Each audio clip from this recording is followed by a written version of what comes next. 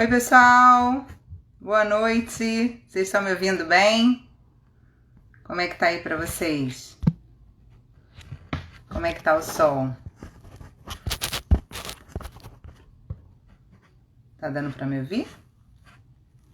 Ou travou? Tá dando para ouvir? Sim? Obrigada, Renatinha. Vamos esperar aqui o professor Leonardo Nascimento entrar. Ele já deve estar entrando. Obrigada. Obrigada pelo feedback do som. E aí, pessoal, tá tudo bem? Hoje vamos ter mais uma live super fantástica. Olha, ele aí chegou. Deixa eu enviar aqui para ele o convite. Enquanto ele vai aceitando aqui o convite para todo mundo, porque essa live vai ser sensacional. A outra live com ele foi incrível. Boa noite. Léo, tudo bom? Boa noite. Tudo bem? Tá me ouvindo bem? Tudo tranquilo. Que bom. Tá me ouvindo bem? Tô ouvindo bem, tá me ouvindo bem? Tá ótimo. Então Tá ótimo. tá bom. Uma honra estar aqui de novo com você. Que é isso, Muito obrigado bom. pelo convite. Eu que agradeço. A ideia, na verdade, foi da nossa amiga que você também conhece, Júlia Parada, que já entrou aí e falou assim: faz uma live com o Léo sobre Trigger Points, que vai ser sensacional. Eu falei assim: vamos lá, vamos. Aí fui lá, te convidei na mesma hora, você sempre Não, aceita. bora. Muito obrigada. Imagina, é assim, ó, eu acho que quando a gente faz a live, o que eu acho interessante é que a gente faz a live, a gente aprende mais do que as pessoas que estão na live. E a galera não se liga, entendeu? A galera acha que a gente está querendo ensinar, a gente vem aprender, né? Essa que é a questão, entendeu? Então é legal para todo mundo, né? Com certeza. Léo, você é professor há muitos anos, né? E você sabe que a gente aprende 30 a 40% do que a gente escuta, 50 a 60% do que a gente escreve, e não adianta digitar, tem que se escrever, e de 80 a 90% do que a gente ensina. Então, ensinar é maravilhoso, a gente aprende demais. Exato, é uma Perfeito. grande vantagem, né? De ter que ensinar alguma coisa, é isso. Você só vai ensinar se você souber. Senão você não ensina ninguém.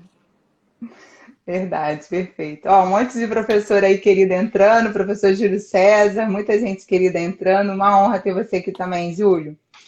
Léo, vou te apresentar aqui para a galera. Então, o professor Leonardo Nascimento é fisioterapeuta, especialista em osteopatia, docente da Escola de Osteopatia de Madrid e vai falar com a gente sobre o diagnóstico diferencial de trigger points, que eu tenho certeza aí que eu vou tirar um monte de dúvida de trigger points. Eu falo com os meus convidados, Léo, que eu tenho que assistir as lives 2, 3 vezes, porque eu aprendo demais com vocês, é fantástico. Essa é a parte boa, né? Essa é a parte boa. E também os convidados não sabem, e nem os alunos, eu vou contar agora esse segredo. Você sabe que muitas lives eu faço de coisas que eu tenho dúvida, né? E Mas aí é assim que eu é legal. convido os grandes especialistas, né? As pessoas que estão mais estudando determinado assunto, e tiro minhas próprias dúvidas. Então é maravilhoso. Exato, exato. Você tem uma lista de dúvidas para te ver. Ah, esse aqui vai saber. Vamos fazer uma live? É isso. É isso, maravilha. Muito bom, Léo. Obrigada aí de novo por ter aceito o convite. Eu queria que a gente começasse a live. Você falando um pouco de você, né? Porque nem todo mundo assistiu aquela nossa outra live. E saber de onde surgiu essa curiosidade sobre os trigger points. Ó, é assim, eu fiz a formação de terapia manual, né? E sempre a gente, na terapia manual, a gente comentava no tratamento de trigger point, tratamento de trigger point. E o que acontece? Aí, não sei se você lembra, surgiu, foi em 2000 e... Eu acho que foi 2008 ou 2009, saiu um artigo falando da falta de confiabilidade daquela avaliação dos pontos da fibromialgia. Então foi quando caiu por terra aquela história de avalia, era 13, dor em 11 de 15 pontos no corpo, que eram simétricos, não sei o que, não sei o que, não sei o que. E aí quando caiu essa avaliação dos pontos, caiu pelo seguinte: ah, porque a gente não consegue reproduzir uma boa pressão, a gente tem que ter um aparelho para fazer isso, só o contato manual não vai. E eu já estava estudando palpação. Aí eu falei assim, peraí, a gente tem esse negócio acontecendo. E quando eu tenho um trigger point? Será que acontece a mesma coisa? Porque na fibromialgia acontece isso. E será que para avaliar um trigger point não acontece isso? Será que a gente consegue ter um contato preciso nesse trigger point de acordo com as camadas musculares que a gente tem? Será que a gente consegue manter uma pressão constante? Ou qual é a pressão que eu devo fazer para conseguir reproduzir os sintomas do paciente, né? Os sintomas da dor referida muscular? E o que seria melhor para tratar esse negócio? E aí começou a vir essas dúvidas na minha cabeça. E eu pensei assim, bom, primeiro de tudo, não é tão simples de resolver esse problema. Porque você via que tinha resultado muito controverso de estudo. Então tinha estudo que falava assim, não, o tratamento de trigger points é muito bom com ultrassom terapêutico. Aí depois o outro falava, não, dry needling é melhor. Eu não sei o quê. Então o que a gente percebe? Primeiro de tudo, eu acho que a gente tem eu percebo, com esse tempo estudando isso, eu percebo o seguinte. A gente tem uma falha na elaboração do diagnóstico. Tá? A gente não tem critérios específicos e precisos para elaborar o diagnóstico. Então a gente fica meio num limbo para elaborar o diagnóstico. E além de ficar nesse limbo para elaborar o diagnóstico, a gente tem muitos tratamentos que se propõem a fazer e que apresentam resultado. Mas você precisa ter uma boa ferramenta para avaliar esses tratamentos. E não são todos os estudos que fizeram intervenções que têm boas ferramentas de avaliação. Então o estudo testou uma ferramenta, só que ele não avaliou direito. E aí você não pode bater o pé e falar que aquilo funcionou. Entendeu? Então foi esse o ponto principal que me levou... Não, peraí, eu preciso entender melhor esse negócio, sabe? Tem coisa errada aí, né? Perfeito. Vamos conversar bastante sobre isso aí. Você falou um monte de coisa que eu já escrevi aqui, uns cinco coisas aqui para eu te perguntar mais. Vamos lá, vamos começar pelo básico. Vamos lá, vamos começar com as dúvidas básicas de todo mundo. Toda vez que a gente encontra um nódulo, né, aquele famoso ponto de tensão, a gente encontra lá, tá duro, super comum em trapézio superior, levantador da escápula. É sempre um trigger point? O que caracteriza um trigger point? Então, a gente tem muitas classificações, né? Então, a gente tem classificação de trigger point como primário e secundário. A gente tem classificação de trigger point ativo e trigger point latente. O que a gente tem como definição principal? A gente tem como definição principal que é um ponto de tensão, de uma formação granular, né, dentro da fibra, dentro do ventre muscular. E essa formação granular, ela pode ser um pontinho, um grãozinho de feijão, um grãozinho de arroz, ou pode ser até uma banda de tensão, como acontece muito nos paravertebrais, por exemplo. Só que o que pode acontecer? O paciente pode ter a presença desses trigger points e isso ser vamos dizer assim, uma alteração estrutural do músculo dele, se adaptando a alguma situação, e isso tá lá e não apresentar sintoma nenhum relacionado. Então ele pode ter uma banda de tensão no paravertebral, e aí você tem que fazer um teste provocativo. Se esse teste provocativo não reproduzir os sintomas de dor local e dor referida, aquela banda de tensão não deve ser tratada. Porque assim, senão tudo que você encontrar de nódulozinho no músculo, você vai meter o dedo e apertar lá e neuromuscular e não sei o quê. Não é assim que funciona. Você precisa ter um raciocínio clínico para saber. Aquela condição que eu encontrei ali, aquele grãozinho de arroz ou aquela banda de tensão, ela é a fonte provocativa de dor do paciente? Aí eu preciso fazer um teste provocativo. Então, o que acontece? Ela pode ser um trigger point primário, que é aquele que produz os sintomas, ou pode ser um trigger point secundário, que é uma adaptação da fibra muscular a alguma coisa que aconteceu e aquilo é assintomático. Pode ser um trigger point ativo, que vai gerar dor quando você fizer uma determinada pressão, por um determinado tempo, ou é um trigger point que está latente, que ele está ali, mas ele não está reproduzindo sintoma nenhum. Então, a primeira coisa é você saber diferenciar o que está acontecendo. Só que assim, qualquer músculo do corpo pode apresentar essa formação, essa granulação. Mas não é toda a granulação que a gente vai ter que tratar. Entendeu? Ó, já mandaram uma pergunta, André. Existe diferença entre tender point e trigger point? Calma que a gente vai chegar lá, André. Vai chegar lá. André é professor também. Uma honra ter você aqui, André. Então, acho que a primeira coisa é a gente saber diferenciar se realmente a fonte de dor do paciente está vindo por causa daquela formação dentro do músculo. É muito comum acontecer isso no consultório. A gente tem alguns estudos que falam que 60% a 70% dos pacientes musculoesqueléticos vão apresentar trigger point em alguma região. Então, assim, é muita coisa. Agora, você precisa saber avaliar e saber exatamente se aquele trigger point é o fator provocativo ou ele é uma adaptação do corpo a alguma outra coisa que aconteceu. Então, acho que esse é o ponto principal. Ele vai existir, só que eu preciso saber se ele é o provocativo ou não. Pode ser que ele não esteja fazendo nada. E aí a gente não mexe. É melhor não mexer em quem tá quieto, né? Porque a chance de você criar um problema depois é maior. Tá quieto lá, não tá dando sintoma, não é a causa do problema, esquece, entendeu? Esquece, deixa quieto lá. Perfeito. Olha quem entrou aí foi o professor Léo Costa. Que honra, hein, Léo? Ô, Estou sempre acompanhando louco, essas fala. publicações. Um É, beijo. tá louco, agora pesou, agora pesou. Agora pesou. Fantástico. As dúvidas de vacina eu tiro todas com ele, Léo, nas publicações dele. Não só Todas. disso, né? Tem muita coisa na página dele. Não, com certeza, maravilhoso. Então, vamos tirar a dúvida do André? Qual é a diferença do trigger point para o tender point? Então, é assim, ó. Quando surgiu esse estudo de pontos, surgiram como pontos mecanosensíveis.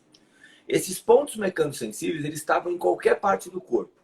Então, eles eram pontos que podiam estar numa sutura do crânio, podia estar num tendão, podia estar no ligamento, podia estar numa parte do osso. Então, eram pontos sensíveis ao toque. Isso foi chamado de pontos mecanosensíveis. E esses pontos mecanosensíveis, quando eles estão no músculo, eles são chamados de trigger point. Agora, esses pontos mecanosensíveis, quando eles estão no tendão, no ligamento, na sutura, eles são chamados de tender point, são pontos sensíveis. Então, basicamente, o que muda é o local. Então, o tender point vai estar em todos os lugares, menos no músculo. E o trigger point vai estar no músculo. Mas o trigger point é um tender point no músculo, entendeu? Então, Perfeito, assim eles estão ficou falando a fácil. mesma coisa, entendeu? Só que aí depende da localização. E, na verdade, se você pega técnicas clássicas de tratamento de tender points, né? Porque a gente fala muito de técnica de Jones para tratamento de trigger points. Mas a técnica de Jones, ela serve para pontos mecanosensíveis. Se você olhar o livro do PRT, do Positional Release Therapy, você vai ver que tem pontos que são articulares, pontos que são em tendões, pontos que são em ligamento, tem ponto até para menisco, entendeu? Então são tender points, são pontos mecanosensíveis, que isso inclusive é o raciocínio original da técnica de Jones, né? Ele pensa em pontos mecanosensíveis, são tender points. Aí a gente minimiza isso falando, ó, é só no músculo. Bora, é ali que a gente vai fazer, entendeu? Mas a gente tem os tender points que pode acontecer em qualquer lugar do corpo, né? O Positional Release Therapy é só da minha época, da sua e do André Custódio, porque a galera aqui Não, conhece eu acho como que técnica de Jones, né? Exato, eu acho O que André colocou PRT. Exato. É que sabe o que acontece? Quando o D'Ambrosio veio aqui para o Brasil, eu fiz o curso junto com ele, entendeu? Então eu conheço bem, porque assim, eu fui da única turma quando ele veio aqui para o Brasil para fazer. Isso foi em Uau! 2000 e alguma coisa, 2004, 2003, eu acho. E aí, em 2003, a gente fez o curso com ele e ele explicava toda essa história pra gente. E o D'Ambrosio, ele participou do laboratório da Trevor e do Simons. Ele foi, tipo, ele estudou com a Trevor e com o Simons. Então, ele explicou pra gente como que funcionava o laboratório, não sei o que, não sei o que, não sei o que, que é um negócio muito louco. Muito legal. O André está falando que ele já tinha lido que o tender era um trigger point inicial. Você já leu sobre isso? Eu já ouvi falar sobre isso, mas eu acho que esse artigo que ele tem é aquele filho único de mãe solteira, sabe? É o único artigo que tentou levar nesse sentido. Porque a maior parte dos artigos, depois eles não seguiram com essa terminologia. Depois desse artigo que ele está falando. Esse artigo que ele está falando, se eu não me engano, é de 2010, 2011, mais ou menos. Só que depois, os outros autores meio que não levaram isso em consideração para frente. E aí ficou esse meio limbo, que aí ninguém sabia tender point, trigger point. Eu falo assim, ó, desencana do nome. Chama de pontos mecanosensíveis. E vambora. Entendeu? O raciocínio vai ser o tratamento disso. Entendeu? Maravilha. Muito bom. E aí, o tema da nossa live é o diagnóstico diferencial dos trigger points. E como que a gente pode ajudar a fazer como que você pode ajudar a galera aí a fazer a diferença para diagnosticar? Ó, primeira coisa que a gente precisa saber é o seguinte. cada músculo tem uma profundidade no corpo.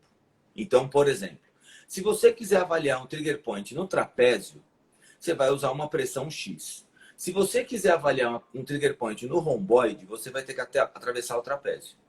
Então, você primeiro de tudo vai ter que ter uma noção de palpação de profundidade. Porque eu vou ter que palpar um trapézio, um romboide por cima de um trapézio que em algumas pessoas tem 1 centímetro de massa. Então, eu tenho que fazer uma palpação através de 1 centímetro para conseguir sentir o romboide lá dentro. E a mesma coisa, então a primeira coisa é saber dosar a pressão da sua mão para conseguir atingir camadas mais superficiais ou mais profundas para conseguir ser provocativo. Por quê? O diagnóstico diferencial, para a gente saber se é um trigger point ativo ou latente, a gente tem como primeiro parâmetro reprodução dos sintomas. Então o paciente tem uma dor na região lateral do pescoço que irradia para o braço. Então se eu suspeito que é um trigger point do escaleno, o que eu tenho que fazer? Eu tenho que tocar esse músculo escaleno de uma forma que eu consiga reproduzir a sintomatologia do paciente. Então, assim, se o paciente tem a dor no pescoço que irradia para o braço, eu vou lá e toco o escaleno e dá uma dor no escaleno e não reproduz o sintoma, a dor que o paciente tem não é por causa disso, é por causa do seu contato que está apertando. Então, o primeiro critério que a gente tem que ter claro é o seguinte: reproduzibilidade dos sintomas. Então, se você tocar o ponto e não reproduzir os sintomas do paciente, a chance de ser aquele trigger point a causa do problema é mínima. E os outros 2 pontos de avaliação é assim: primeira coisa, eu preciso fazer uma certa pressão, uma pressão mínima para ser provocativo, e eu preciso manter por um determinado tempo, porque senão também não adianta nada. Porque pensa assim: eu vou fazer uma avaliação de um trigger point no meu masseter. Aí eu faço uma pressão muito superficial e falo assim: ah, não tem nada, não está acontecendo nada. Por quê? Porque a pressão que eu fiz era tão superficial que não foi importante o suficiente para gerar uma tensão na fibra muscular, no trigger point em si. Então, uma dica que eu dou é o seguinte: faz assim com a sua mão, ó, com a sua unha, e aperta. Quando você for fazer a pressão para um trigger point, você tem que ter pelo menos 50% da sua unha branca. Que aí você está mantendo mais ou menos uns 15 newtons de pressão no ponto. E isso é o provocativo, entendeu? Então, quando você for fazer, a primeira coisa é você manter uma pressão específica. Porque se você não conseguir manter essa pressão específica, a sua pressão não vai ser provocativa o suficiente para reproduzir o sintoma do paciente, que é o que eu estou procurando. E a segunda coisa, o segundo erro que eu vejo, é que as pessoas fazem assim: ah, não é. Não, eu preciso manter por um certo tempo essa pressão.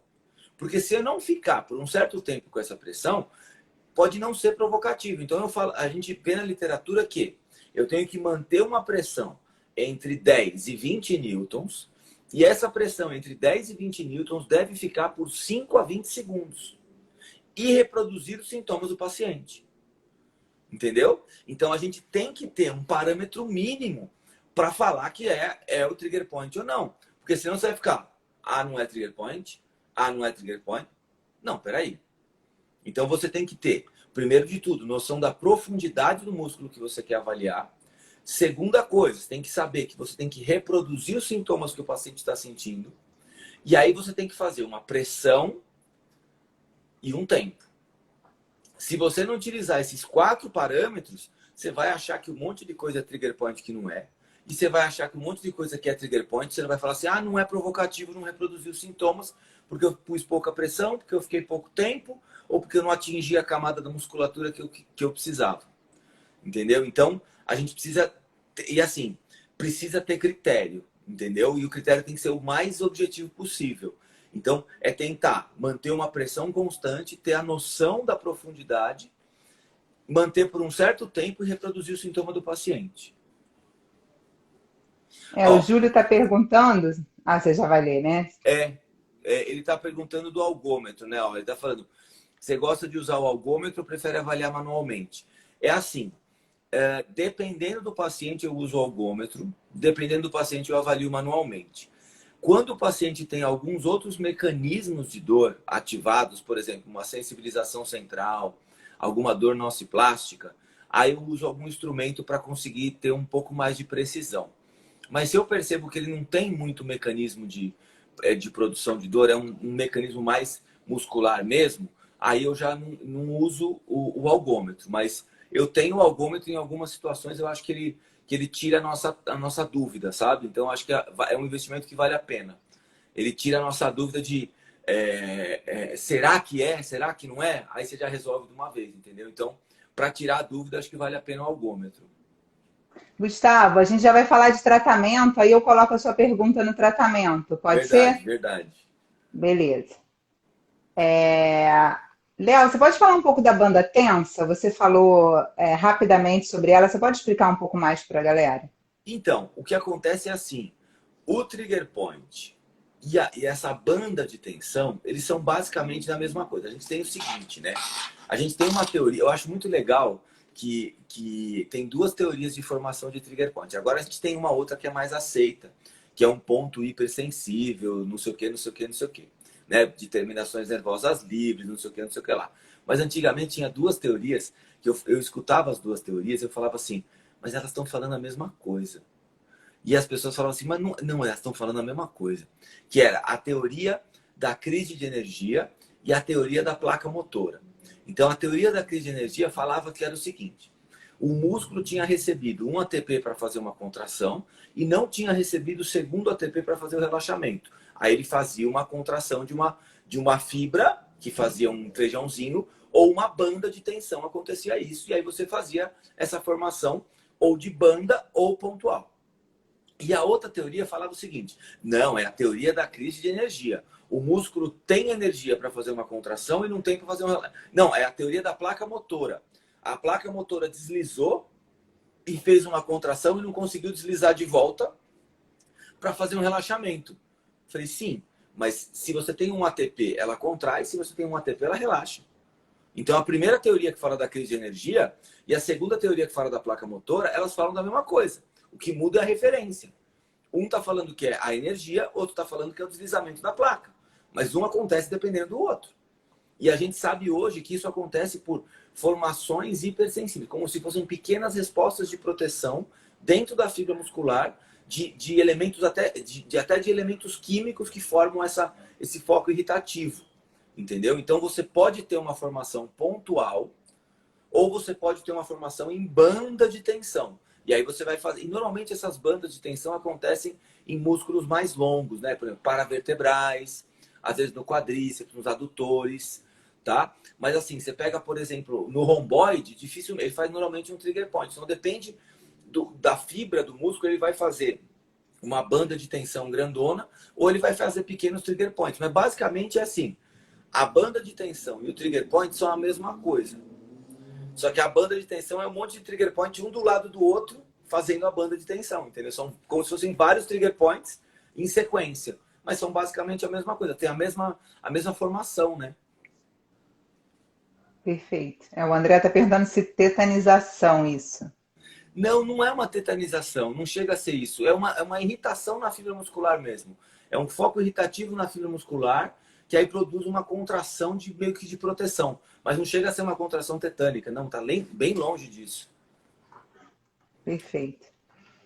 E aí, vamos falar lá do. Você quer falar mais alguma coisa de avaliação ou podemos ir para tratamento? Não, e uma coisa só que é importante lembrar é assim, a avaliação, o nosso diagnóstico diferencial começa na anamnese, né? Então muita gente fala, a gente falou do diagnóstico diferencial do exame palpatório, mas assim, quando você vai perguntar na anamnese desse paciente, ele já vai te dar alguns sinais que vão te indicar se isso tem um jeito de dor referida muscular ou se tem jeito de dor nociceptiva. Então você precisa, na anamnese, ir descartando possibilidades. A gente falou aqui do diagnóstico palpatório, entendeu? Mas assim, uma área com um trigger point pode apresentar alguma alteração de simetria na inspeção. Então o paciente pode ter alguma alteração, por exemplo, de uma alteração postural que está relacionada ao trigger point, que você vai comprovar depois no exame palpatório. Lembrando que a alteração postural não quer dizer muita coisa, quer dizer dar um indício para a gente do que a gente tem que avaliar depois. Então, a gente falou do exame palpatório. Quando você colocar a mão, você vai chegar nisso. Mas o que você vai ter que perguntar na anamnese, para diagnóstico diferencial, para descartar bandeiras, tudo isso continua como avaliação completa da fisioterapia. Não vai chegar e meter a mão no paciente de uma vez. Você precisa fazer uma anamnese, fazer uma inspeção, fazer algum teste provocativo que você ache necessário. Quando você está suspeitando de uma ruptura ligamentar ou de algum problema de manguito rotador, então faz os testes provocativos. Aí você, depois de tudo isso, você vai chegar na dor referida muscular. Porque assim, a dor referida muscular é quando você já simplificou o diagnóstico. Então, você tem um passo a passo para você chegar ali. Se você não excluir outras possibilidades antes, você vai achar que é dor referida muscular e não é. E aí você vai cometer o erro de o diagnóstico errado, né? Por uma falta de entendimento do processo. Perfeito, perfeito. Antes de a gente entrar em tratamento, lembrei aqui de uma pergunta. Qual a relação do trigger point com a síndrome da dor miofacial? Então, o que acontece é o seguinte, quando o paciente tem, uma das coisas que eu falo muito existem alguns diagnósticos que são dados por médicos, que são diagnósticos para falar meio assim, já dei o nome pro negócio, se vira e vai resolver. Que é assim, fibromialgia, virose, síndrome dolorosa miofascial, síndrome, que mais? Tem as clássicas, sabe? Tipo, essas que joga o paciente num lugar comum. Ah, seu problema é o estresse. Ah, seu problema é não sei o quê. Então vai num vazio e o paciente fala assim... Estresse é não, moda, estresse tá na moda, igual virose. Exato. Aí, o que o médico falou? Não, ele falou que eu tenho síndrome miofascial. Tá. E? Porque o que acontece? Normalmente, você tem síndromes miofaciais, elas vão afetar uma região do corpo. Então, por exemplo, fibromialgia, o paciente pode ter dor generalizada. Síndrome miofacial, ele vai ter uma dor mais localizada, mas os dois vão ter uma dor importante, percebe? Então, diferenciar Sim. uma fibromialgia de uma síndrome dolorosa miofacial, para fazer o diagnóstico diferencial, a primeira coisa você pode pensar em localização. Normalmente, a fibromialgia tem áreas mais extensas. A síndrome dolorosa miofacial, áreas mais localizadas. A fibromialgia, normalmente o paciente tem outras alterações concomitantes. Então, o paciente vai ter alteração de sono, vai ter até um estado meio que depressivo junto. Na síndrome miofacial, não necessariamente. Então, a gente consegue diferenciar uma coisa da outra, mas o padrão de dor de um paciente com fibromialgia atacado numa crise de fibromialgia com um paciente com síndrome miofacial, o padrão de dor vai ser muito parecido. Entendeu? Então, dependendo do caso, fazer o diagnóstico diferencial, você vai precisar que o paciente saia da crise. Mas assim, síndrome dolorosa miofacial é como se você tivesse vários trigger points ativos num ombro. Anterior, posterior, lateral, não sei o que, não sei o que, não sei o que. Aí você tem uma síndrome dolorosa miofacial na musculatura relacionada àquela região do ombro. Ou você pode ter isso na musculatura da coxa, por exemplo. Aí você tem uma dor miofacial na coxa. E isso pode, por exemplo, evoluir para uma neuropatia de compressão. Então, você pode, por exemplo, ter na parte posterior da coxa e comprimir o nervo ciático. Aí você vai ter que fazer uma técnica miofacial ou tratar os trigger points do bíceps femoral para poder tratar o ponto de compressão do nervo ciático. Só que nisso aí o paciente já passou no ortopedista e já marcou a cirurgia, né? Porque aí já é culpa da hérnia, né? Aí já achou uma hérnia na lombar, não fez diagnóstico diferencial e aí você já está com a cirurgia marcada. Aí você vai tratar, você faz um tratamento no bíceps femoral e fala assim, acabou o seu problema. E aí você vira mágico. Mas o que você fez? Você fez um diagnóstico preciso. Entendeu? Então, assim, sabendo diferenciar as coisas, você chega num diagnóstico simples. Mas você precisa saber, né? Ah, obrigado, André. Ele vai sair, ó. Peraí. O Tem uma Valkyrie tá pergunta aqui interessante. o Valkyrie está perguntando, ó, quando é detectado um trigger point, existe a possibilidade de ter alteração de falta ou excesso de ácido hialurônico no local?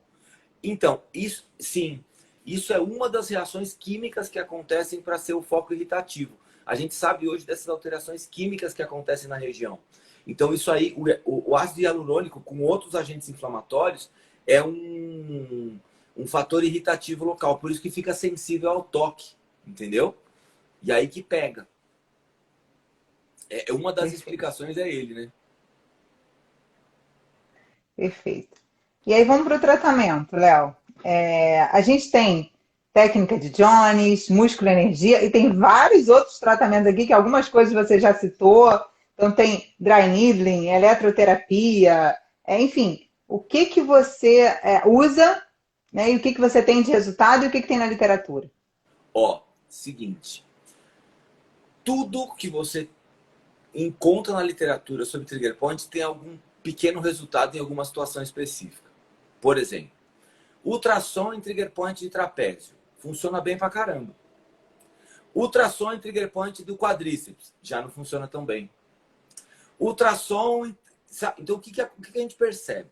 Primeiro, não tem uma técnica... Por exemplo, dry needling no trigger point do piriforme. Não funciona. Agora, dry needling no trigger point do glúteo médio. Funciona. Não, então, o que acontece? O que a gente percebe?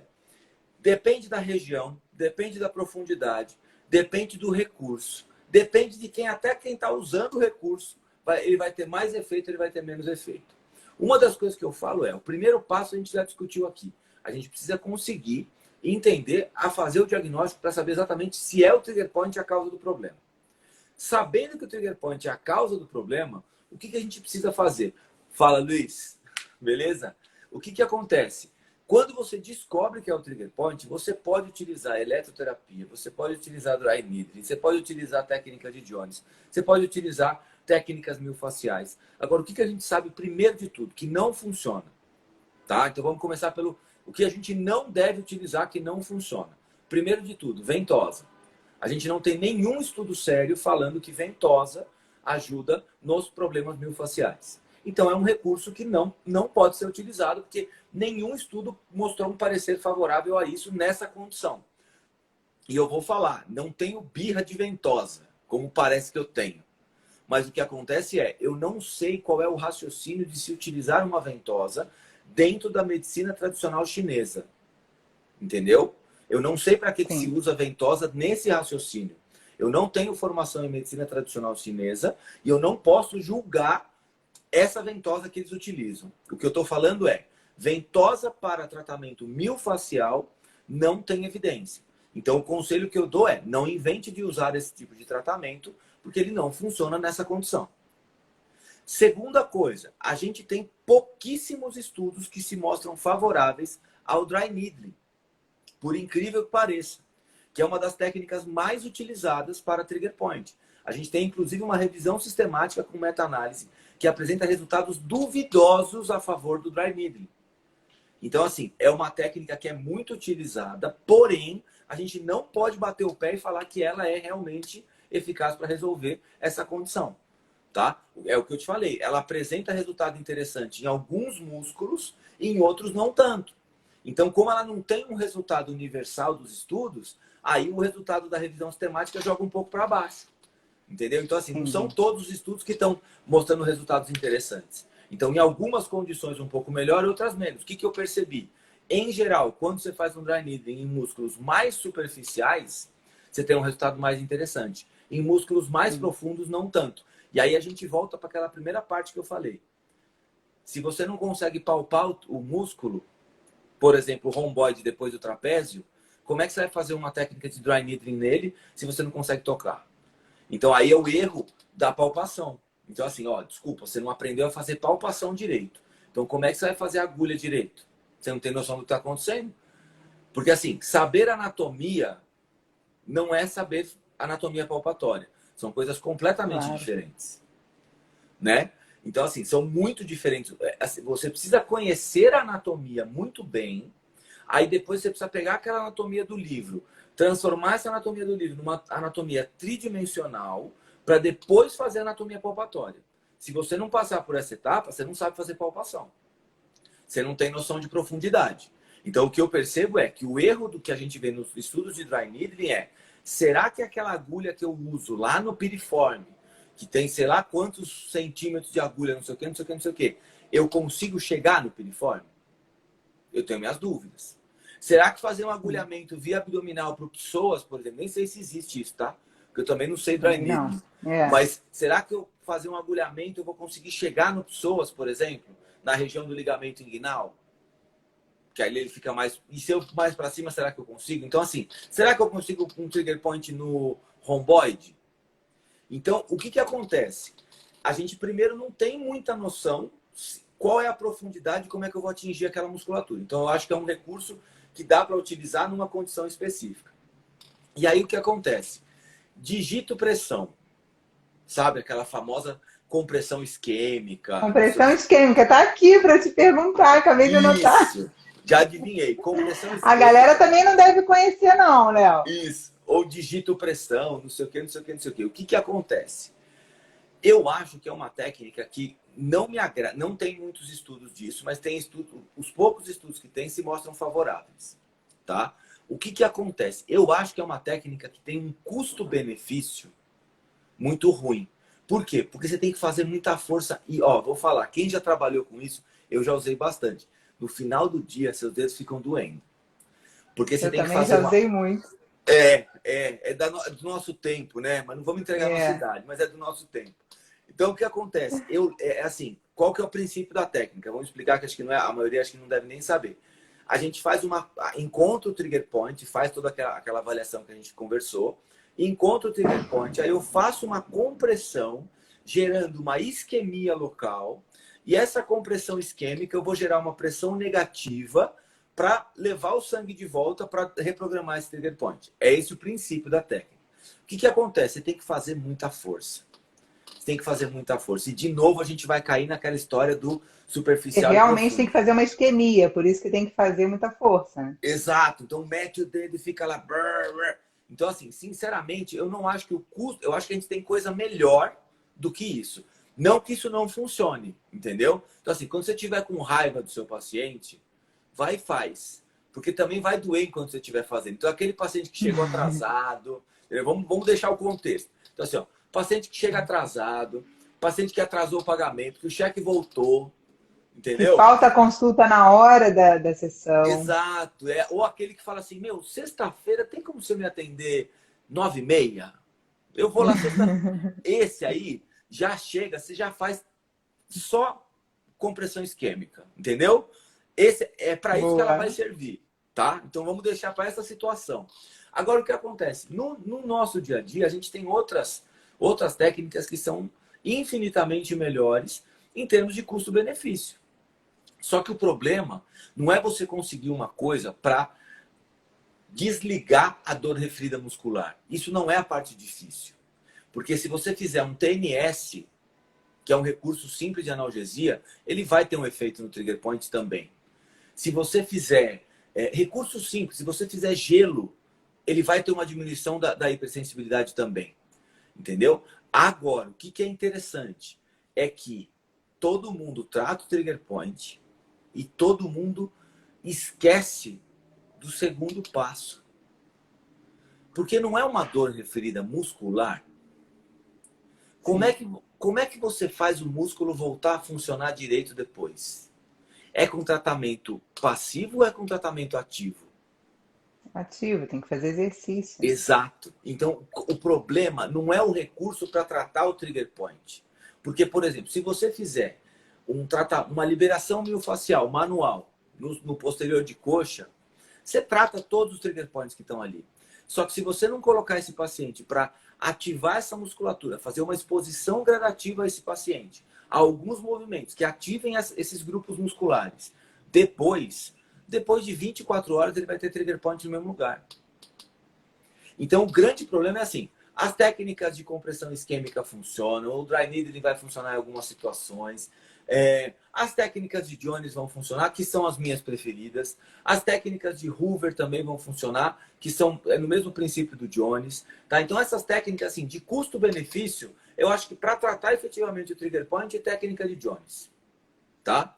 Eu acho que o Jones é o melhor custo-benefício que tem aquele princípio simples. Encontra o trigger point, faz o teste provocativo, encontra o trigger point, aí você aproxima a origem da inserção, então encurta essa musculatura, de modo que o contato com esse ponto sensível diminua a sensibilidade. Então tem que diminuir a dor no seu dedo. Aí aproxima a origem da inserção até diminuir a dor no seu dedo, encontrando o ponto de silêncio neurológico. E aí você segura por 90 segundos. Então eu acho que esse tipo de técnica é o melhor custo-benefício que a gente tem. Só que o problema é, Se você não colocar esse paciente para fazer uma reeducação muscular depois, tudo que você fez de tratamento, você perde em 24 horas. Então, o grande problema não é tratar o trigger point. É fazer esse paciente voltar na outra semana sem ter o trigger point no mesmo lugar. E você só vai conseguir fazer isso se você botar esse cara para fazer alguma atividade. Eu, por exemplo, ó, peraí que o Raul me perguntou aqui, ó. Quanto tempo de descanso para fazer exercício depois? É logo na sequência, sai da máquina fazendo exercício já. Isso. É no mesmo dia. Entendeu? Perfeito. Porque se você não ativar essa musculatura de novo, não ativar esse circuito neuromuscular de novo, não adianta nada, percebe? Você tratou um ponto sensível muscular. Legal. Só que não é um ponto sensível muscular. O que esse músculo tem que fazer naturalmente na vida dele?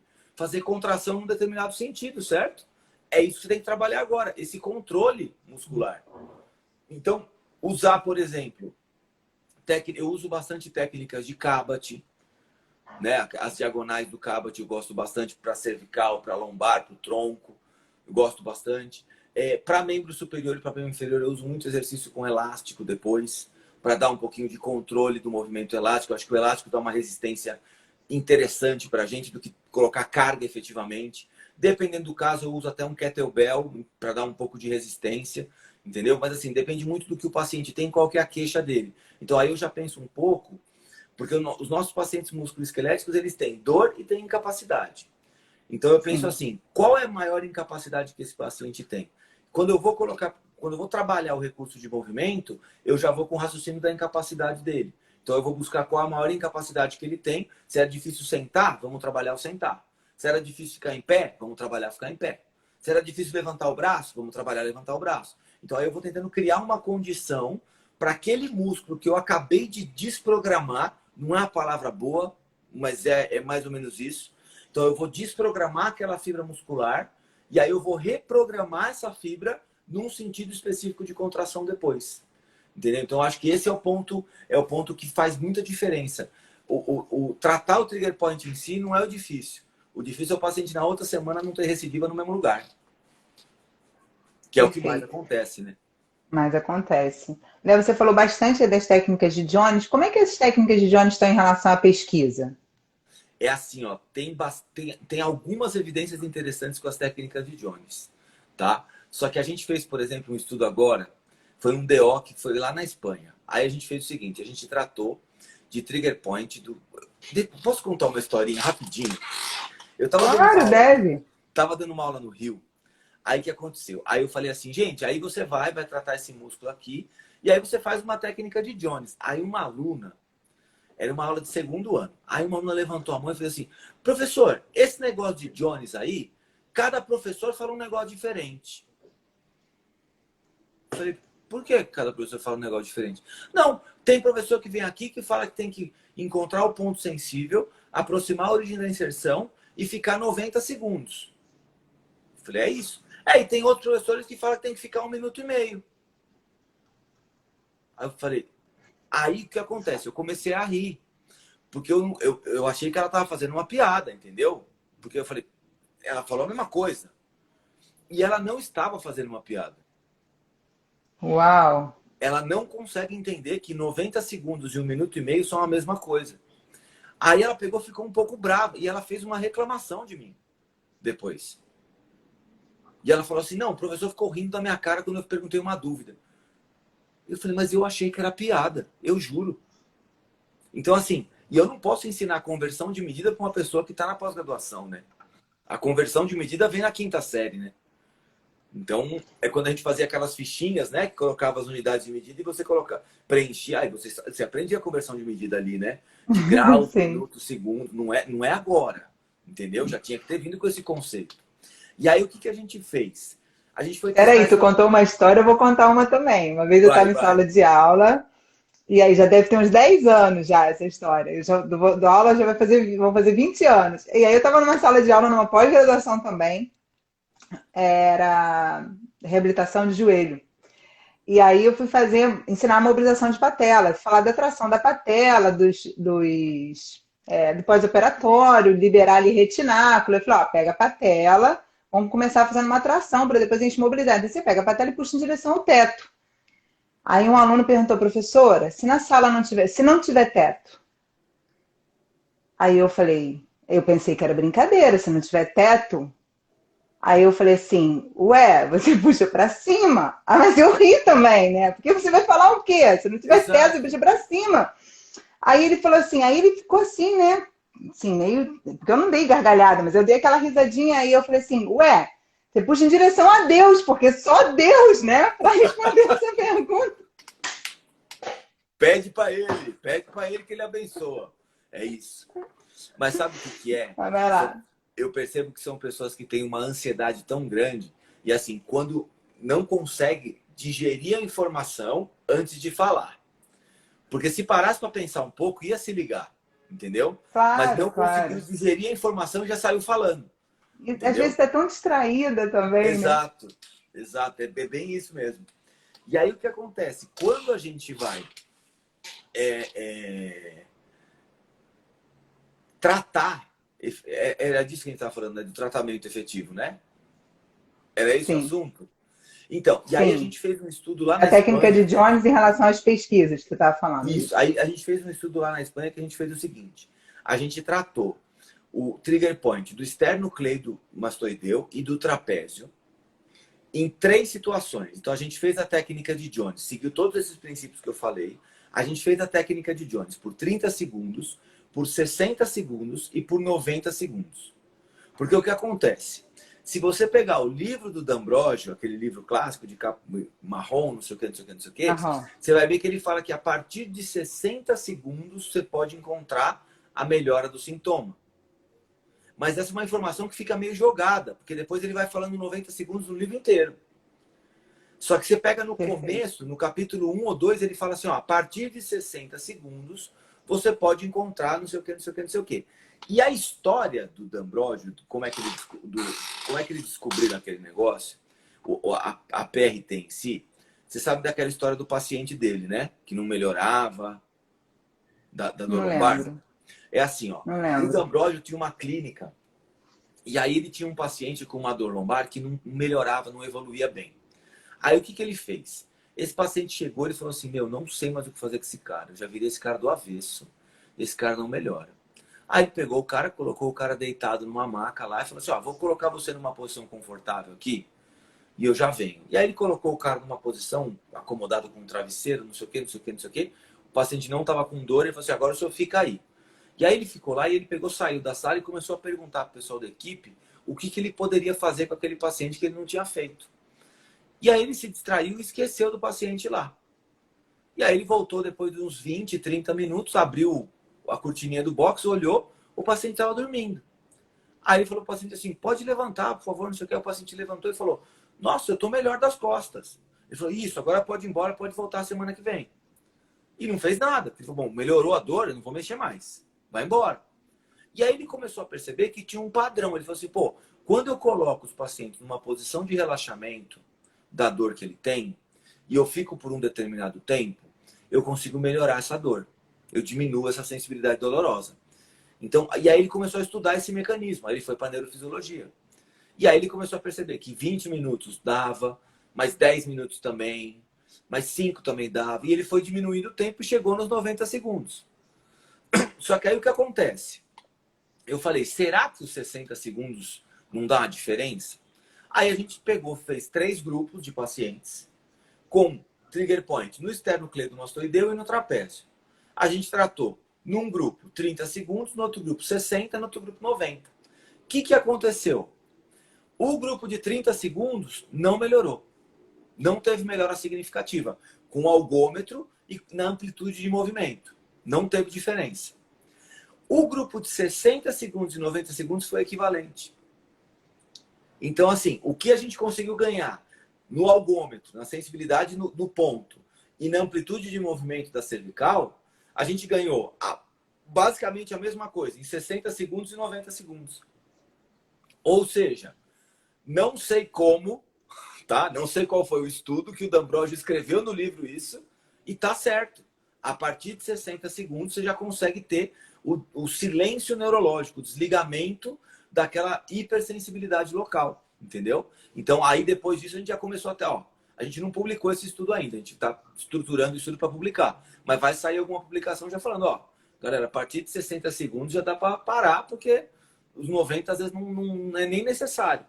Não é necessário. Que legal. Então, assim, tá indo. Mas a gente tem pouco estudo ainda, tá? E a primeira coisa que eu falo é assim, quando a gente começa, para ter estudo de qualidade sobre isso, você precisa padronizar a avaliação.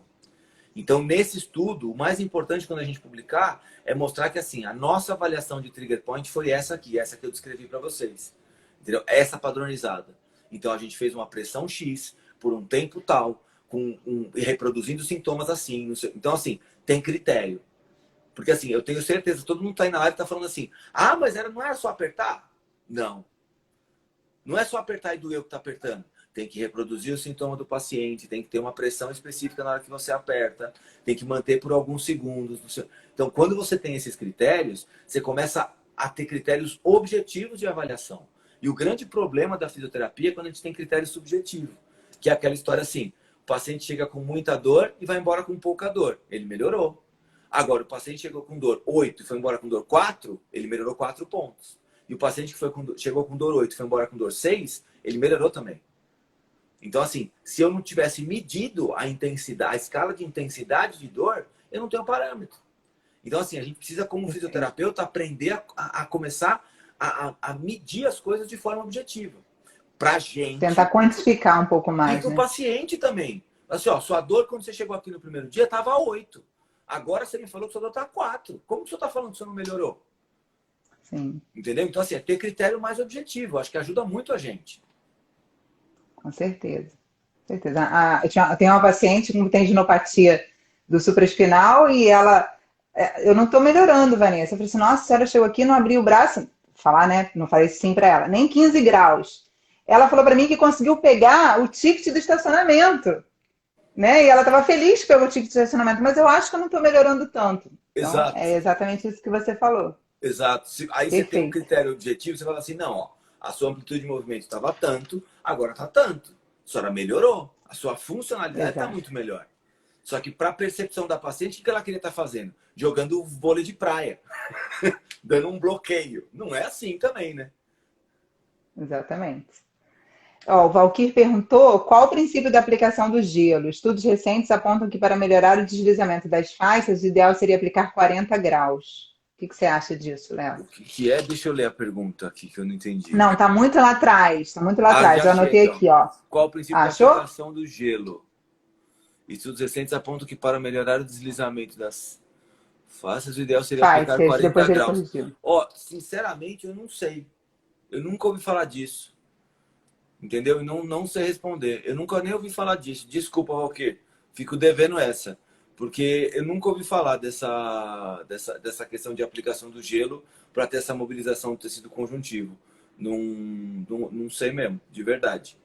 Porque pelo que eu entendi, é porque você citou que até a crioterapia poderia ter resultado. Sim. E aí ele está falando o que você explica em relação à crioterapia, já que na visão deles, estudos dizem que precisa de 40 graus de calor, né?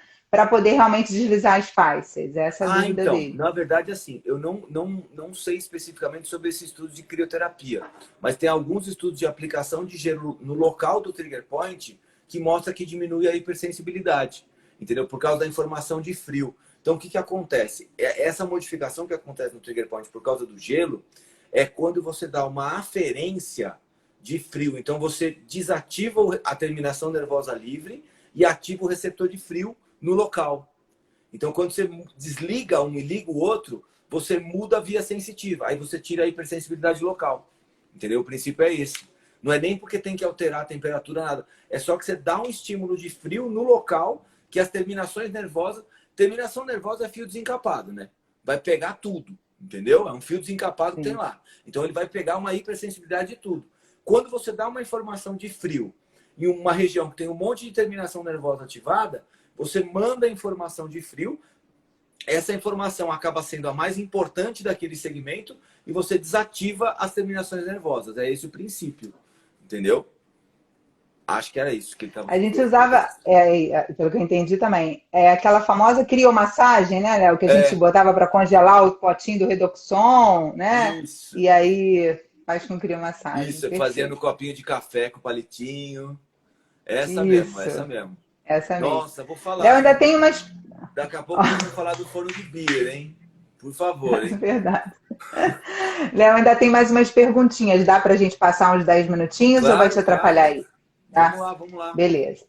Tá. Então, o que eu anotei aqui, ó. O Gustavo Girão perguntou: e o que que você acha da pressão com bolinha ou massageador?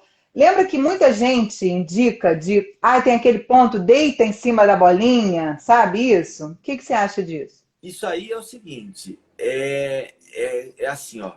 O princípio desse negócio é, quando você tá com muita dor de dente, dá uma martelada no dedo.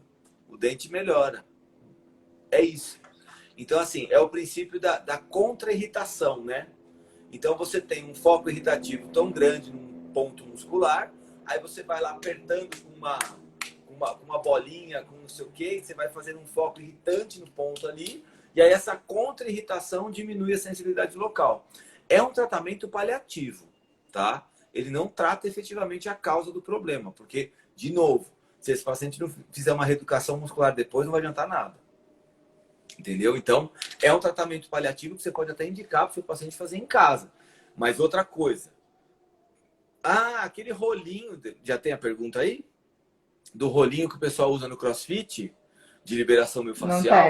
Não tem, mas é uma ótima pergunta. Aí vai lá, o rolinho que usa no CrossFit que faz liberação miofascial, não sei o que, não sei o que, não sei o que. Não tem nenhuma evidência a respeito.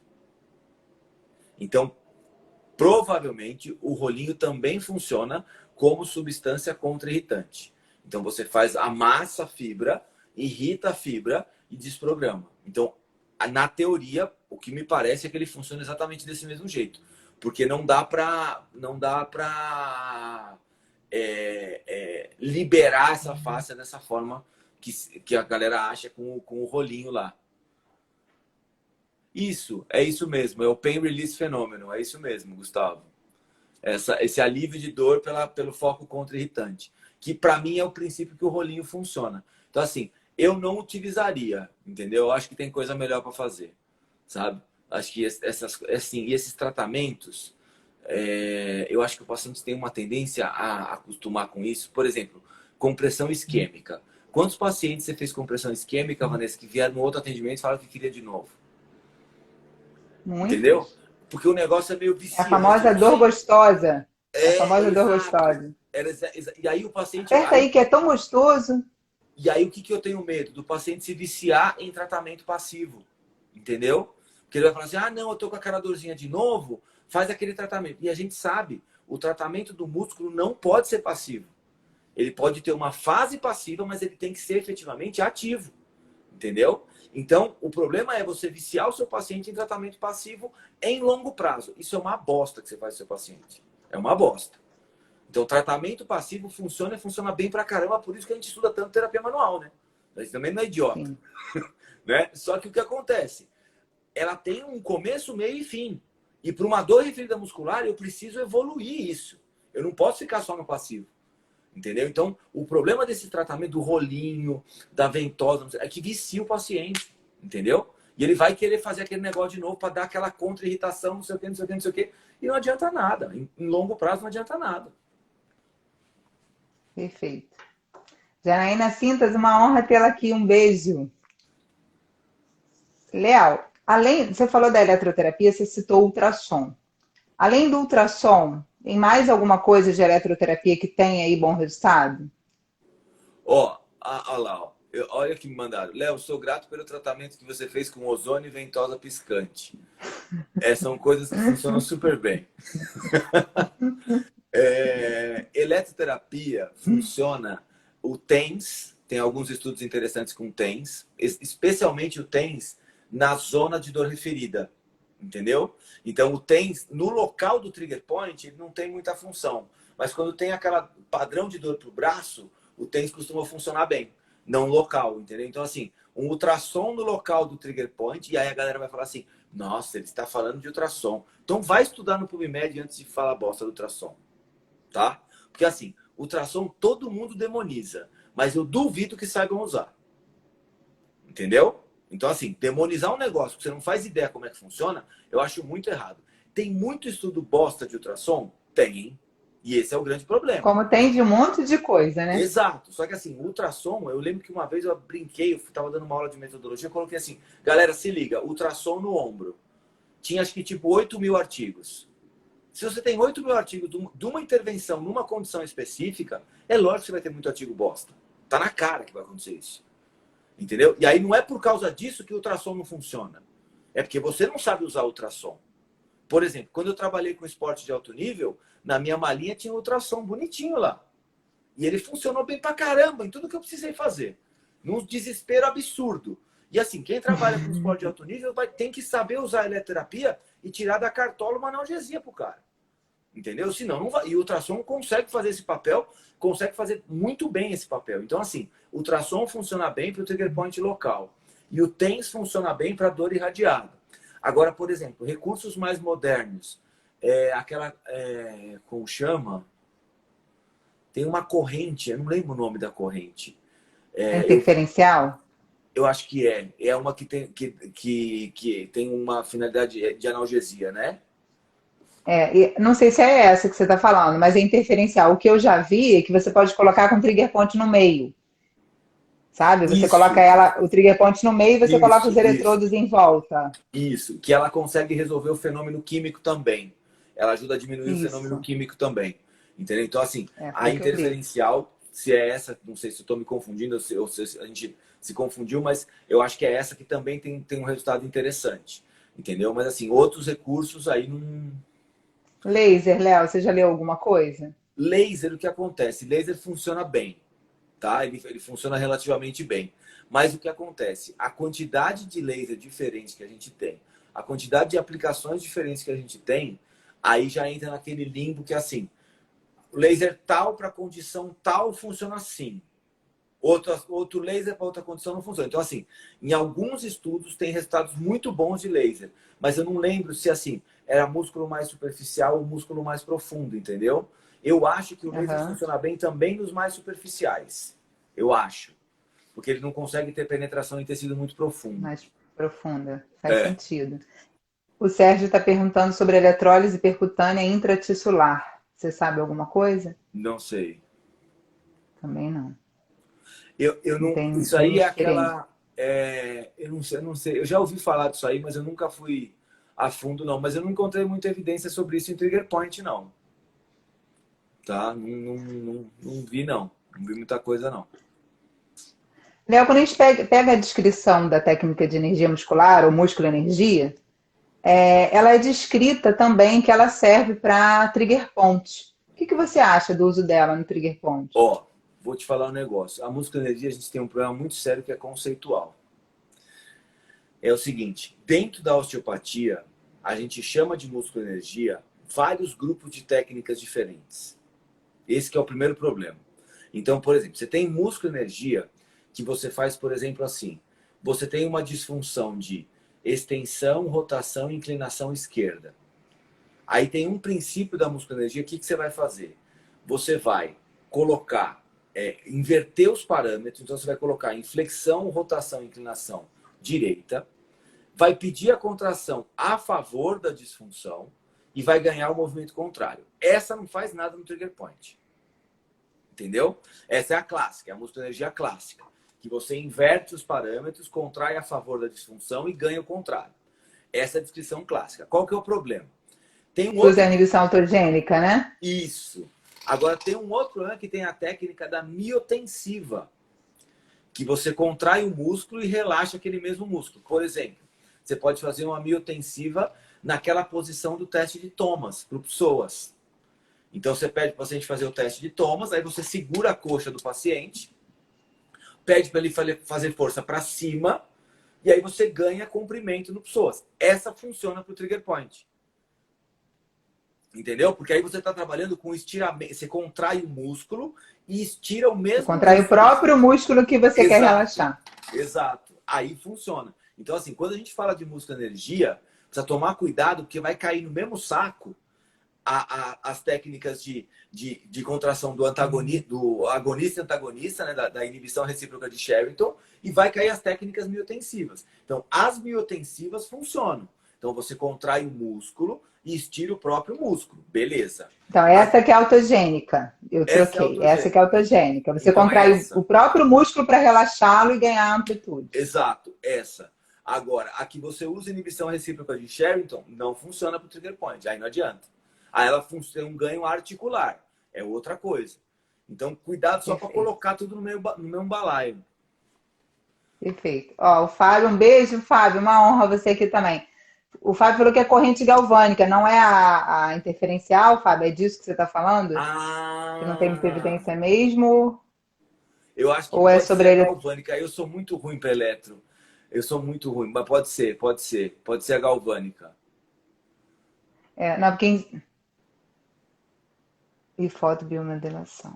A É, porque foto a gente está no meio de dois assuntos, e aí eu não é, sei do que o Fábio exatamente estava não, é que falando. tem um Depois você só. delay. Quando chega É, para ele, chega com delay. A fotobiomodulação tem estudos promissores, mas não tem nada muito, não dá muito para bater o pé, não. Ainda. Entendeu? Pelos estudos que eu já vi. Entendeu? A fotobiomodulação não é uma coisa que daria para. Aí tem uma coisa também que eu falo muito que é assim, né? A gente tem que pensar no custo-benefício, entendeu? Então, assim, se você pode fazer um ultrassom e um TENS e gastar energia, gastar gel, gastar não sei o quê, não sei o quê, não sei o quê, e você vai conseguir fazer a mesma coisa com a sua mão, com um custo muito menor, pensando na prática baseada em evidência, tendo mínimo de custo e máximo de resultado, usa a mão. Entendeu? A gente falou de um monte de recurso. Só que se você tiver uma boa mão e um bom cérebro, esses recursos todos aí você resolve. Entendeu? Então, assim, tem muita coisa que vai funcionar, concordo. Mas se você tiver mão, um bom raciocínio clínico e souber o que fazer no primeiro momento e no segundo momento de terapia manual e exercício, você consegue resolver sem nenhum recurso de eletro. Entendeu? Agora, em situações específicas, a eletro pode potencializar muito seus resultados.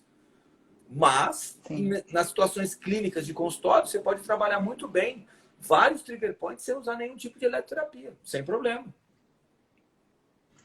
É, o Fábio está falando que é da eletrólise percutânea, por isso que eu falei que tinham dois assuntos. Só não é da interferencial. É, então, em relação à eletrólise percutânea, que é a corrente galvânica, que ele falou que não tem pesquisas, pelo menos foi isso que eu entendi, não tem muita evidência mesmo. Não é que não tem pesquisa, não tem muita evidência mesmo. Ah, é isso então, é isso então, é isso então. Foi Pode isso, ser. É foi isso isso. que eu entendi. É que eletro, vou te falar, é outro mundo, né? E pouca gente sabe usar, né? Também essa é real. Sim. Pouca E gente sabe muita usar gente sabe direito. detonar. É. Ô, Léo, deixa eu te perguntar uma outra coisa. Vamos aproveitar que o Fábio está aqui, a gente fez uma live sobre taping. Tem alguma coisa sobre taping em trigger points? Não. É assim, algumas coisas do kinesiotape, tem alguns estudos de kinesiotape em trigger point de trapézio, né? Em dor referida no trapézio. E assim, o kinesiotape e o micropore na mesmo lugar funcionam do mesmo jeito. Entendeu? Então, assim, a fita essas fitas elásticas, não sei o que, não sei o que, não sei o que, não demonstraram nenhum tipo de efeito específico de tratamento nos trigger points. Até agora, né? Vai saber se sai um outro estudo que muda tudo isso. Mas até agora, não sei. Não teve grandes efeitos, não, nessas fitas, não. Só a Globeleza mesmo que gosta. E a Olimpíada. O Valkyrie perguntou sobre o calor, Léo. Você falou do gelo, né? Muitas vezes a gente indica, faz uma bolsa de água quente, né? Faz, enfim, alguma compressa. O que você acha dessas bolsas de água quente para ajudar a relaxar a musculatura e relaxar o trigger point? Não vai ter um efeito Não grande vai ter um coisa. efeito duradouro, mas pode ser um alívio temporário para o paciente. Né? Se o cara está em crise em casa e você sabe que é por causa disso, ajuda bastante, tá? E normalmente para a parte muscular, o calor úmido funciona um pouco melhor. Então você usar uma toalha com água quente enrolada, fazendo uma massagem. Então assim, para musculatura isso costuma funcionar bem. Aí qual que é o grande problema? De novo, caímos na história da profundidade, né? Então, como que você vai conseguir gerar calor em alguns músculos profundos? Não vai dar, entendeu? Então, de novo, vai funcionar muito bem para musculatura superficial. Mas o calor costuma aliviar bastante. O problema, de novo, é o paciente ter que todo dia fazer o calorzinho para não sei o que, não sei o que, não sei o que. Entendeu? Então, acostumar o nosso paciente com tratamento passivo por tempo prolongado é uma bosta. Esse é o grande problema. Perfeito. Ó, o Fábio colocou aqui, exatamente. A maioria das pesquisas são em Entendam, Entendão. todos pelo mesmo grupo de pesquisas. É, Perfeito, Fábio. Obrigada. esse que é o Perfeito. grande problema, né? A gente às vezes tem alguns grupos de pesquisa que se aprofundam muito em alguns temas e acabam virando referência naquilo e aí eles não pesquisam mais e a gente acaba parando a pesquisa por causa disso, né? Isso é uma falta de continuidade de pesquisa. Eu falo muito que é a falta de bons cérebros dentro da fisioterapia, para um continuar o estudo do outro, entendeu? Porque a gente não é formado como Claro. pesquisador. Então, às vezes a gente lê um estudo, acha muito legal, aí a gente não consegue aplicar esse estudo na nossa prática clínica, e aí a gente fala, nossa, aquele estudo legal fala isso e fica no vazio, entendeu? Então ninguém vai seguir esse estudo, então isso é um problema na fisioterapia. Mas a gente já melhorou bastante, eu acho que a gente tem muito para evoluir. Sim. Mas E está melhorando. a falta de continuidade dos estudos me incomoda um pouco, sabe? Sim. E eu digo, pessoal, sigam. Quem aí não segue o Léo, sigam, porque dá um show nas pesquisas, dá um show na discussão desses artigos. Eu acho fantástico, Léo. Eu sou sua fã, te admiro demais. Quero agradecer muito essa nossa live, que foi fantástico. Ó, Fábio aqui Valeu, falando parabéns valeu, pela tamo junto. live. Uma honra e Ó, mas agradecer posso só vários falar uma coisa? professores. Fala, Só claro. pode seguir quem for fluente em sarcasmo, ironia, senão não consegue, não aguenta. Nem vai, entendeu? Nem vai. Porque senão vai descompensar, entendeu? Tem que ir preparado. E assim, é na lata, entendeu? Aí pode ir, mas obrigado, obrigado, é isso mesmo. Que nada, show de bola. Você não sabe de nada, você tem um coração enorme, você só zoa só. Tá vendo? É É isso. demais. Quem conhece sabe, né? É isso. É, eu sempre falo, essas pessoas assim que são brabas, querem passar essa imagem, no fundo tem coração enorme, são pessoas fofas Você sabe uma demais. Eu sempre coisa? falo. Uma coisa que Hum, eu tenho 4 filhos, né? E aí, assim, por exemplo, eu sei. nas festinhas de escola, meu segundo filho falava assim: Ó, vou falar um negócio, pai. Quando a gente for cantar, não vai começar a chorar. Você é sempre o primeiro pai que começa a chorar, hein? Aí tá bom, filho. Ele fica prestando atenção nos pais. Tipo, dia dos pais na escola. É certeza que eu vou sair de lá com a cara desse tamanho. Porque ele me deu um papel, entendeu? É isso. Entendeu? E eu sou esse mesmo, não tem vergonha nenhuma. Eu saio qualquer festinha imbecil, já saiu chorando. É isso. É pior que é isso mesmo. É isso, é um coração enorme. Eu já sei disso há muito tempo. É, pessoal, quero agradecer demais vocês estarem aqui até esse horário. A gente passou do horário. Agradecer vários professores aí, Fábio Perissé, André Custódio, Michael Lima, Janaína Cintas, Júlia Parada, um monte de gente querida aí assistindo a nossa live. É, pessoal, na semana, vou dar meus recadinhos aqui, deixa você falar, Léo. Na semana que vem, a gente vai ter a presença do professor Rodrigo Baldon, que é fisioterapeuta com mestrado e doutorado pela UFSCar, doutorado sanduíche na Universidade de Pittsburgh, e a gente vai conversar sobre discinese escapular. Então vai ser uma live super, super Aproveita. power também. Manda muito, Isso, manda muito. ele é muito bom também. Léo, dá seu recadinho aí final. De novo, muito obrigada. Foi sensacional, Léo. Uma honra falar com você. Não, tamo junto. Sempre que você quiser, é só gritar que a gente vem falar um pouco aqui. Eu agradeço pelo convite, agradeço a galera toda aí pela participação, pela interação aí. Muita gente boa aí nessa live com a gente, fiquei muito legal. E quem quiser, segue lá. E quem quiser mais informações de Trigger Point, segue lá que a gente tem mais coisa lá falando que o pessoal aqui até falou que tem um pessoal que é do método Motherfucker, que é meu método de tratamento de Trigger Points. Então eu tenho um curso online disso, entendeu? Que é o método Motherfucker. Então, quem quiser ser o Motherfucker, entra lá na minha bio, que tem lá o curso do método Motherfucker lá para vocês. Maravilha. Lá no link da bio tem bastante coisa, pessoal, para vocês aproveitarem. No canal dele, no Instagram dele, tem muita coisa também. Vai lá, Então, vai lá. a Mas, ó, galera mais uma aproveitar. vez, obrigado, viu, Vanessa? Fico à disposição aí, foi muito legal. Sempre legal conversar com você. Eu que agradeço. Léo, ó, um beijo grande. Valeu, Obrigada. tamo junto.